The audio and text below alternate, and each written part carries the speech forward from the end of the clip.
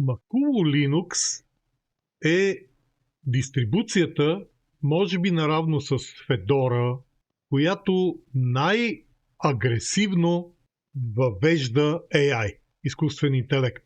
Започвате като една най-обикновена дистрибуция на Linux с хубав графичен интерфейс, разбира се, и ви забелязвате, че на десктопа имате един Electra AI Toolbox. Сега ще стигнем и до него. Това са някакви момчета, според мене.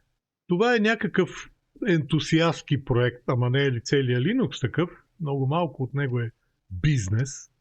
И тия момчета са вкарали AI на ниво във всеки инструмент. Ето имате в Office приложението AI раздел, AI Assistant в менюто.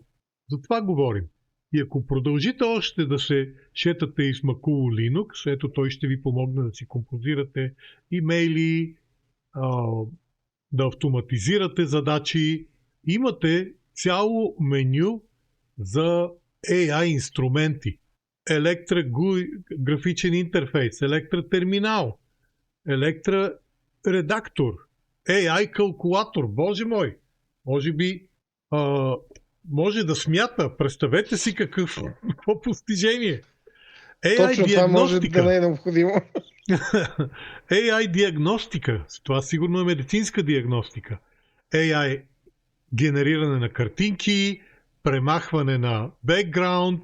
Тоест те са вкарали много логично, според мене, наличните, достъпни open source AI решения, сложили са им, надянали са им някакъв графичен интерфейс и са ги систематизирали. Това не е най-добрият начин, според мен. Много иконки, много отделни програми, но е много интересно и обещаващо начало. Така че аз си початих с Electra AI, не знам какъв модел ползват, но работи. Можете да го видите на техния сайт, който беше...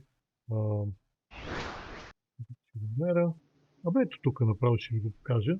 Ето им го сайта, Makulo Linux и Lindos се казва тяхната дистрибуция, разбира се безплатна, има и Pro версия и имат въпросния Electra AI, който е просто чатбот, очевидно ползван в тяхната дистрибуция.